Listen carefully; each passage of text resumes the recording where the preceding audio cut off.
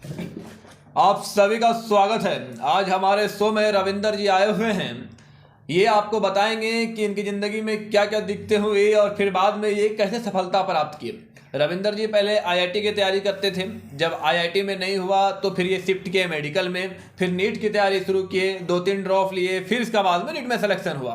तो जब कोई एक चीज़ चेंज करके कोई दूसरा चीज़ में जाता है तो उसको दिक्कतें और ज़्यादा बढ़ जाती है। तो ये आपको रविंदर जी बताएंगे कि फिर उस चीज़ को कैसे तैयारी किए शुरू से, फिर कैसे सफलता प्राप्त की। तो रविंदर जी, हमारे शो में आपका बहुत बहुत स्वागत है। हमारे दर्शकों को बताइए कि आपकी ज़िंदगी में क्या क्या दिक्कतें आई और कैसे सफलता प्राप्त किए आप। धन्यवाद शेखर जी। सबसे पहले हम 10 जो पास आउट किए हैं वो बेंगाबाद से किए हैं। बेंगाबाद है मतलब गिरिडीह में है। उसके बाद 11-12 हजारीबाग आके किए हैं।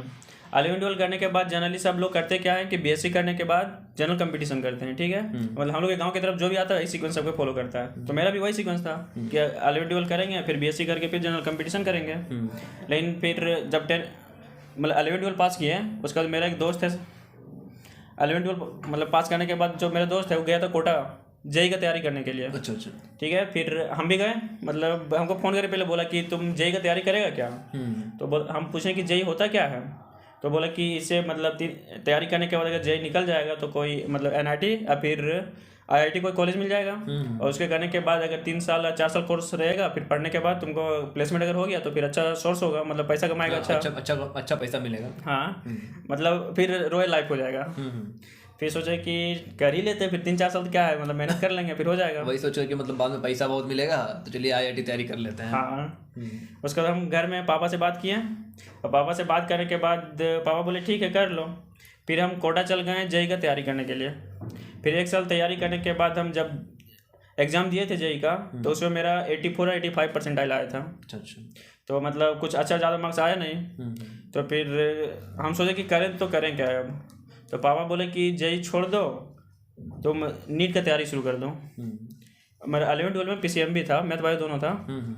जब फिर सोचे कि दोनों स्ट्रीम मतलब बायो तो हमको कुछ आता नहीं है, फिर कैसे मैनेज करेंगे हम। फिर सोचे कि चलो देखते हैं, जो होगा देखा जाएगा।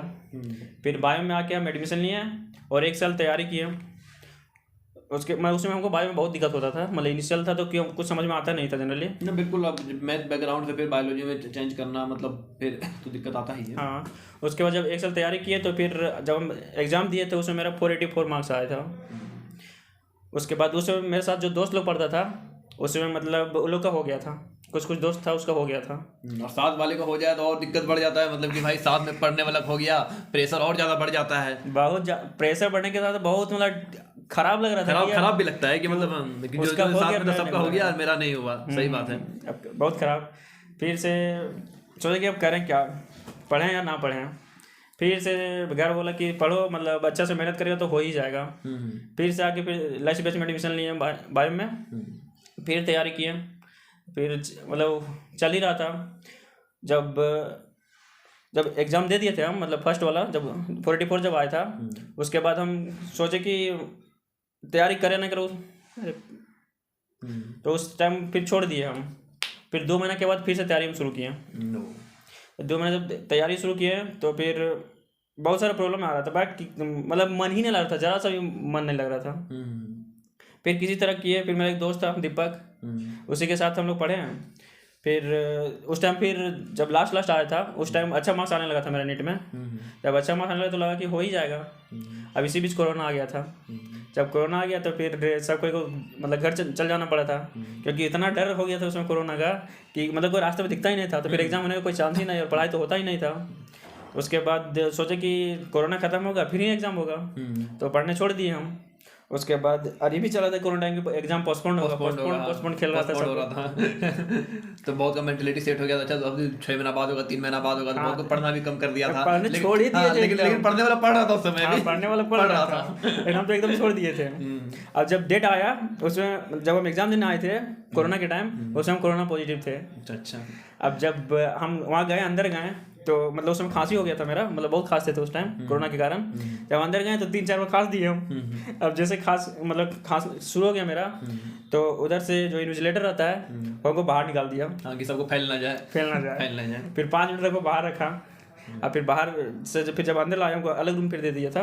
लेकिन 5 मिनट बाहर रहने के बाद हम प्रेशर को मतलब बैलेंस नहीं कर पाए। दिक्कत और बढ़ जाता है ना जब कि मतलब सबके एग्जाम शुरू हो गया, हमको बाहर रख दिया है, तो उस समय और दिक्कत बढ़ जाता है। फिर डर से मतलब फिर अच्छा एग्जाम गया नहीं था मेरा, 557 मार्क्स आया था 2020 में। अच्छा।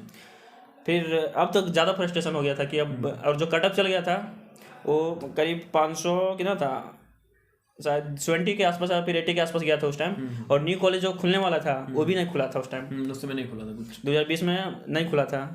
तो और मतलब ख़राब लगा था कि यार 2 साल हो गया, मतलब इधर नीट का तैयारी करते करते हो भी नहीं रहा है। और दोस्तों भी कमेंट पास कर रहा था कि देखो कर रहा है इतना दिन से, उसका नहीं हो रहा, कुछ नहीं हो सकता उसका। और उसने और ज़्यादा खराब लगा था हमको। हाँ, तो सही में लगता है जो 7 बार हो जाए और नहीं हो और कमेंट पास कर दो, बहुत खराब लगता है, बहुत खराब लगता है। हम बोले घर में बोले कि हमको तैयारी नहीं करना है। फिर बोलता है कि लास्ट कर ले, जो होगा देखा जाएगा, फिर अगर नहीं होगा तो फिर दूसरा स्ट्रीम तुम कुछ चूज कर लेना। फिर 2 महीने के बाद जब एग्जाम हुआ था हम लोग को 13 सितंबर के आसपास, 13 सितंबर को ही हुआ था 2020 में। तो फिर हम पढ़ना छोड़ के मतलब 2 महीना पढ़े ही नहीं, फिर क्योंकि डिमोटिवेशन बहुत ज़्यादा होता था। फिर आगे शुरू किए किसी तरह, फिर पढ़े, लास्ट में आते आते मेरा फिर अच्छा मार्क्स आने लगा था, करीब 660-670 के आसपास आता था। आने के बाद फिर मतलब अगर उस टाइम कंटिन्यू सही चलता तो फिर सही हो जाता मेरा, मतलब अच्छा मार्क्स आता। लेकिन इसी के बीच मेरे साथ कोई इंसिडेंट हो गया था, मतलब वो नहीं बता सकते हम। अच्छा। उसके बाद एग्ज़ाम किसी तरह उस टाइम जब दिए थे हम, तो मतलब जिस दिन एग्ज़ाम का रात होता है ना, उस दिन हम मतलब एक जरा सा भी नहीं सोए थे, जरा सा भी नींद नहीं आ रहा था हमको। अच्छा। 2 मेडिसिन खाए फिर भी नींद नहीं आया।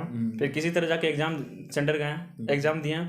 एग्जाम जब दिए तो उस समय, हाँ इसी साल में 2021 में जो था, क्वेश्चन 180 से 200 कर दिया था। हाँ, क्वेश्चन बढ़ा दिया गया था। क्वेश्चन बढ़ा दिया था। और इसमें दिक्कत यही होता था कि जब क्वेश्चन कर दिया और टाइम नहीं बढ़ाया था, टाइम 3 ही घंटा था, जिसके कारण हम पूरा क्वेश्चन अटेम्प्ट नहीं कर पाए थे 2021 में पूरा। क्योंकि मतलब बायो और केमिस्ट्री पूरा कर लिए थे, और फिजिक्स में 34 या 35 अटेंड कर पाए थे, मतलब उधर बाकी था मेरा अटेम्प्ट करना। जब एग्ज़ाम देके निकले तो सर पूछते हैं कि कैसा गया एग्ज़ाम। हम बोले सर कुछ नहीं पूछिए, हम मतलब रोते रोते तुम बाहर आए। फिर रूम भी आए तो घर में फ़ोन करके बोले कि हमको कुछ नहीं बोलिएगा, मेरा एग्ज़ाम ख़राब गया है। और गेट मतलब लगा दिए थे, मतलब लॉक करके आराम से रो रहे थे, मतलब पूरा ख़राब लगा था हमको। फिर सर मेरा पेपर ले लिए थे। फिर उधर से मतलब 1-2 घंटा के बाद चेक करके बताया कि रविंदर तुम्हारा 640 आ रहा है, तुम मतलब रो मत, मतलब ठीक हो जाएगा, मतलब पास अच्छा कॉलेज मिल जाएगा तुमको। फिर मतलब किसी तरह फिर अच्छा लगा। फिर घर में फ़ोन करके बताया कि मतलब कॉलेज कहीं मिल जाएगा। और इसी तरह फिर रिजल्ट आया तो फिर उसमें 640 नहीं, मतलब 10 मार्क्स कहीं कट गया था मेरा। फिर 630 आया, फिर अभी रिम्स में है। तो आप लोग सुने रविंदर जी को कि मतलब इनकी ज़िंदगी में कैसे कैसे दिक्कतें आई और फिर मतलब वो दिक्कत से ये बाहर निकले। तो रविंदर जी आप बताइए, जो अभी नीट 2024 देने वाले हैं उनके लिए आप क्या कहना चाहेंगे? हम बोले कि बायो के लिए एकदम एनसीईआरटी पे टिके रहो, एनसीईआरटी से कुछ बाहर आता ही नहीं है। और अभी तो ऐसा फायदा कर दिया है कि सिलेबस भी रिड्यूस कर दिया, सिलेबस रिड्यूस कर दिया है, सिलेबस कम है मतलब। और बायो के एनसीईआरटी से आना है तो लाइन बाय लाइन एनसीईआरटी पढ़ो, दूसरा बुक पढ़ने से कुछ फायदा है नहीं। बिल्कुल सही बात है। तो केवल एनसीईआरटी का हर लाइन रट लो, बायो का, केमिस्ट्री में ऑर्गेनिक और इनऑर्गेनिक है वो भी एकदम एनसीईआरटी से आता है, लाइन बाय लाइन आता है। इसलिए एनसीईआरटी पे टिके रहो, केमिस्ट्री है बायो है दोनों के लिए। और अगर फिजिकल की बात करें तो उसका फॉर्मूला करके फिर ज़्यादा हार्ड भी नहीं आता, न्यूमेरिकल ज़्यादा हार्ड नहीं आता, बस उससे प्रैक्टिस कर लीजिए, फॉर्मूला याद होना चाहिए, कॉन्सेप्ट होना चाहिए। इसमें भी वही कि मतलब प्रैक्टिस होना चाहिए, कॉन्सेप्ट आना चाहिए, फॉर्मूला याद होना चाहिए। और बाकी आप प्रीवियस 10-12 साल का तो सब तो जरूर बना के, हाँ अगर इतना बना लीजिएगा तो आराम से स्कोर हो जाएगा। बस केवल सिली मिस्टेक से बचना अपने आपको। बिल्कुल बिल्कुल। नेगेटिव मत करना, नेगेटिव अगर मतलब नेगेटिव ही होता है जो हम लोग को सिलेक्शन से रोकता है, रोक देता है। सही बात है। इसलिए इसका ध्यान रखने के बाद अगर इतना भी कोई अच्छा से कर ले तो आराम से बिल्कुल 650-660 आ जाएगा नंबर। बिल्कुल बिल्कुल। तो हम यही कहना चाहेंगे, मंजिल उन्हीं को मिलती है, मंजिल उन्हीं को मिलती है जिनके सपनों में जान होती है। पंख से कुछ नहीं होता, हौसलों से उड़ान होती है, हौसलों से उड़ान होती है। धन्यवाद रविंदर जी, हमारे शो में आने के लिए आपका बहुत बहुत धन्यवाद। धन्यवाद शेखर जी।